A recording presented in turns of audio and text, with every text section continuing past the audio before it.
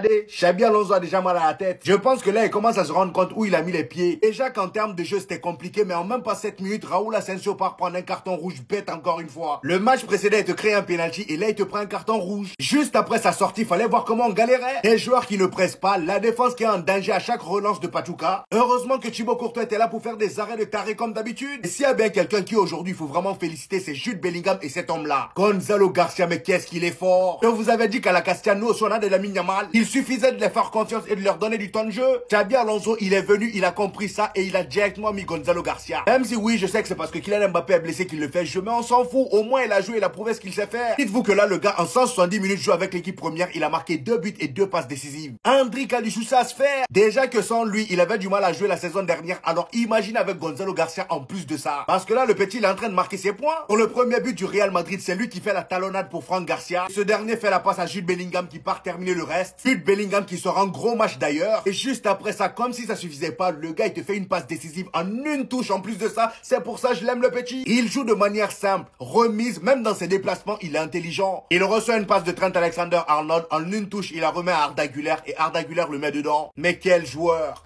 Ah, victoire de Madrid, mais qu'est-ce que c'était dur. Bellingham, homme du match, mais c'est pas lui qui le mérite. C'est Thibaut Courtois qui le mérite ce soir. 10 arrêts décisifs, c'est le record de la compétition. Et le but qui se prend, elle est déviée, sinon il était dessus. Ça commence très mal avec un carton rouge d'Asensio dès la 7e minute. Il accroche l'attaquant, ça fait carton rouge. Malgré la première victoire de Xabi Alonso, vous voulez qu'il stresse à tous les matchs. Il va pas garder ses cheveux longtemps, ça va devenir Zizou ce mec. Malgré leur victoire 3-10 contre rouge, je trouve leur niveau alarmant. Déjà, il y a un pénalty non sifflé pour Pachuco, ça aurait pu faire 3-2. Ensuite, il y a cette masterclass de ce mec-là. Il a tout arrêté. Ce soir, les mecs, on parle de Pachuco, ils sont 8e dans leur championnat au Mexique. Je sais pas si on se rend compte déjà qu'ils ont fait une mauvaise performance contre Al Hilal. Là, ils réitèrent contre Pachuco, même s'ils gagnent à 10 contre 11. Je trouve ça alarmant. Quand on va parler des choses positives, ce soir, les Turcs, ils étaient boostés. But magnifique d'Arda Güler. Après-midi, on a eu le droit à presque un triplé d'Idiz avec un but en lucarne. Tu peux pas faire mieux, regardez-moi ça. Ça me fait chier de le dire, mais Alexander Arnold, il a fait un très bon match. La passe qu'il fait sur Garcia, sur le but d'Arda Güler, c'était magnifique. Alors oui, ce soir, il y a victoire, mais je me répète, pour le Real Madrid, c'est beaucoup trop peu. On parle du Real Madrid. Ils ont affronté Pachuco et ils se sont pris je sais pas combien d'occasions. Sans Thibaut Courtois, il pouvait perdre ce match. Commence à comprendre. Ça, c'est du toit tout craché. Carton rouge à la 7e minute de Asensio. Mais c'est ici que tout s'est déroulé. Pour ceux qui ont remarqué, on retrouve littéralement son identité de jeu. À commencer par l'énorme implication de ses latéraux, dont il se servait en tant que piston chez Leverkusen. La manière dont aujourd'hui Fran Garcia a délivré cette passe décisive à Bellingham, qui va lui permettre de venir marquer ce premier but, suivi de celle de Trent Alexander-Arnold, qui n'est pas vraiment une passe D, qui passe d'abord par notre numéro 9 et après par Arda Güler, mais reflétant bien l'identité de jeu de Xabi Alonso, permettant même d'avoir un nouveau milieu de terrain. Ah oui, qu'on se le dise, la manière dont on arrive à faire pour inclure Huijsen au milieu de terrain, pour apporter un surnombre, une supériorité numérique en milieu de terrain, permet clairement à son équipe de jouer beaucoup plus haut, sans parler de ses relances. Et j'ai une vidéo spéciale qui arrive sur lui. C'est pour cette raison que Xabi Alonso voulait ça. Un défenseur à l'aise, balle au pied, accompagné d'un numéro 9, et personne n'aurait misé sur ça. Titulaire lors des 2 premiers matchs, mais pas 9 autant que ça au final. Qui dézone beaucoup, qui joue énormément collectif, qui a le sens du sacrifice. Tout dans les aspects que réclame Xabi Alonso. Passant par Arda Güler également qui retrouve sa position préférentielle où il arrive à apporter de la créativité, suivi de Bellingham qui retrouve sa position initiale et enfin surtout le but. Laissez-le juste installer ce qu'il est en train de faire. Je vous assure, hein, vous n'êtes pas prêt pour cette fumée et vous n'êtes même pas conscient des joueurs qui lui manquent et déjà ce qu'il arrive à faire avec ça. Alors là, la deuxième mi-temps qu'on est en train de sortir, les amis, ça commence à prendre petit à petit. Ça n'a tellement rien à voir avec la première mi-temps. Je sais pas si c'est parce qu'il a fait des changements, mais là, ça joue bien. Même sous pression, on réussit à garder le ballon alors qu'on est à 10 contre 11. Ça, c'est du Xabi Alonso et c'est ce qu'on attend. Valverde, par exemple, qui en première mi-temps n'était pas si terrible que ça, il a marqué le 3e but. Et encore une fois, quelle action, les amis. Les 3 buts ont été marqués sur des actions de fou. Sur un magnifique centre de Dean Huijsen pour Vinicius. Dean Huijsen qui aujourd'hui a vraiment pris ses responsabilités après le carton rouge d'Asensio. Dans ses récupérations, il est bon. Dans ses relances, laisse tomber. Il te lâche ce centre à Vinicius. Ce dernier la remet à Valverde. Valverde fait la passe à Brahim Diaz et il enchaîne avec un appel directement. Il a suffi d'un petit centre de Brahim Diaz pour que Valverde mette le but dedans. Et même Trent Alexander-Arnold que j'attendais beaucoup aujourd'hui. Son match pour moi était satisfaisant. C'est juste dommage que le gars il monte pas trop. J'aurais bien aimé le voir apporter ce surplus offensif, mais là malheureusement on est à 10. Donc s'il monte, on est mort. Et aujourd'hui il a été impliqué sur des buts. Franchement les gars, c'est pas mal. Cependant, s'il y a bien quelqu'un qui m'a impressionné aujourd'hui, c'est cet homme-là. Enfin, cet oiseau-là. Combien d'arrêts il a sorti aujourd'hui? Il va falloir que je compte. Dites-vous que Pachuca ont tiré 24 fois. Et dans les 24, il y a 11 tirs cadrés. Mais avec un Thibaut Courtois au goal, malheureusement pour eux, ça rentre pas. Bon, là, il y a un but qui est rentré, mais c'est pas grave. Au bout d'un moment, fallait qu'il se fasse trouer. J'attends vos avis en commentaire par rapport à ce match. 1,97 m de talent. 1,97 m. Ah, j'ai la haine. J'ai la haine. En fait, là, je peux mettre une patate dans mon téléphone parce que je déteste aimer des joueurs des voisins. En fait, lui, je savais. On n'a plus le droit de dire qu'il avait l'ADN Barça à la base, à ce qu'il paraît. Mais qu'est-ce qu'il est fort au foot. Son pied. De toute façon, c'est simple. De temps en temps, les hommes mentent mais pas les chiffres. UICN aujourd'hui, 97 ballons joués, le plus de touches. 75 passes, le plus de passes. 12 dégagements, le plus de dégagements, dont 5 têtes. 5 récupérations de balles, c'est le joueur qui en a le plus récupéré. 100% de tacles réussis, 3 sur 3. 11 passes dans le dernier tiers du terrain. Je vous rappelle juste, c'est un défenseur central. 2 dribbles, 3 ballons longs, 1 interception, 7 duels réussis. Et une future conversion, Inch'Allah. Non, sincèrement, je suis dégoûté, mais je pense peut-être que le Real a fait la meilleure pioche, en tout cas au niveau du secteur défensif, ce mercato. Ça fait longtemps que j'ai pas vu un joueur aussi talentueux. Malheureusement, il est parti chez les voisins. On va devoir le haggar, mais de loin, secrètement, je suivrai tous ses matchs. Et je lui souhaiterai jamais du mal. Parce que lui, c'est tellement un football que j'aime. Et j'ai même envie de vous dire une chose. Pour moi, ça reste que mon avis. Depuis son arrivée, il a prouvé qu'il était un vrai patron de la défense. Et je pense qu'Asensio a du souci à se faire. Avec le retour de Rudiger, c'est Asensio qui risque de très vite retourner sur le banc.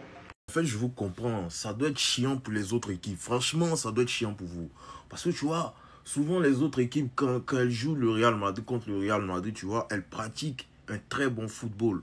Tu vois, ça sort un bon football, tu as des actions, tu vois, tu as de belles actions, tu as de belles frappes, tu tentes de belles frappes, tout ça. Normalement, si c'est un Ter Stegen ou un Onana, tu vois, il y a deux buts. Mais là, tu tombes sur Thibaut Courtois. Tu tombes sur Thibaut Courtois. Et Thibaut Courtois, il est méchant.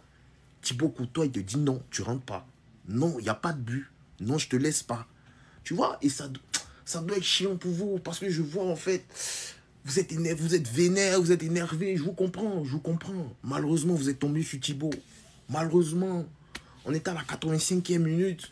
Il y avait 8 arrêts de Thibaut Courtois dans le match. 8 arrêts dans le match. À la 85e. D'accord, c'est Pachuca, il n'y a pas de problème. Mais franchement, il faut voir aussi la taille des arrêts qu'il sort aujourd'hui. Il faut voir la taille des arrêts. Franchement, Thibaut, il est écœurant. Il est énervant. Tu vois, on joue avec une défense Fran Garcia catastrophique. Une défense bizarre. Hormis Gina Hussein qui réalise un très bon match encore aujourd'hui. La défense encore, tu sens qu'on doit progresser encore dans ça. Tu vois, il y a pas mal d'occasions pour Pachuca. Ils doivent nous faire mal normalement. Mais désolé pour vous. On n'y peut rien. C'est Thibaut Courtois. C'est le meilleur gardien au monde. Tout simplement. La première victoire officielle du Chabismo. Je vais revenir sur les points négatifs dans cette vidéo. Raúl Asensio, es-tu handicapé mental? Es-tu autiste? As-tu des déficiences? Explique-nous. 2 matchs, tu fais 2 fois la même chose. La première fois un penalty, la deuxième fois un carton rouge. On fait comment? On t'a déjà dit canalise-toi, t'es un bon joueur, canalise-toi. Là, t'es là, tu viens, tu fais l'handicapé, tu plombes le match à partir de la 7e minute. Ensuite, les gars, Fran Garcia. Il fait pas un match horrible.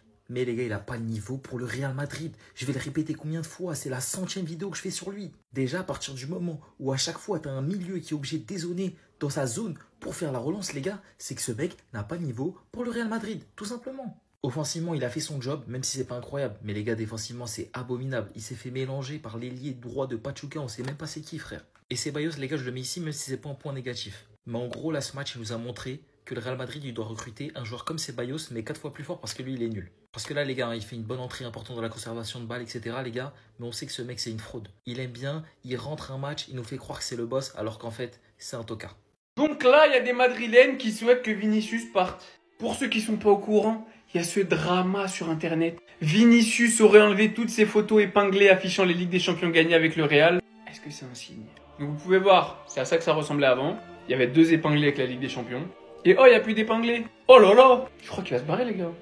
Ah bah non, en fait. Quand on va juste sur le profil de Vinicius, on voit juste que c'est les épinglés qui ont changé. Real. Bref. Encore s'il avait supprimé toutes ses photos avec le maillot de Madrid. Bon là j'aurais pu dire, bon j'avoue là ça commence à être chelou. Mais les gars c'est juste des épinglés. Moi personnellement, je le prends comme on repart à 0. Fini les 10 fois plus, fini ce qui s'est déjà passé. Focus, on se concentre. On repart à 0 et on va tout niquer. Moi personnellement c'est comme ça que je le prends. Mais quand je vois certains Madrilènes qui disent aujourd'hui après sa saison moins bonne, faut le vendre, ça y est, on n'en peut plus de Vinicius. Je vous jure que ça me choque. Ça me choque énormément. Et on dirait que là, les petits épinglés qu'il a retirés, C'était le seul prétexte que tout le monde attendait pour lui tomber dessus. Vraiment les gars, arrêtez d'être ingrat. L'ingratitude dans le foot, je crois qu'il n'y a pas pire fléau que ça en fait. Ça vient d'un Barcelonais. Respectez Vinicius. N'oubliez pas tout ce qu'il a fait dans votre club. C'est grâce à lui que vous cassez la tête à tout le monde sur les réseaux avec vos 15 LDC.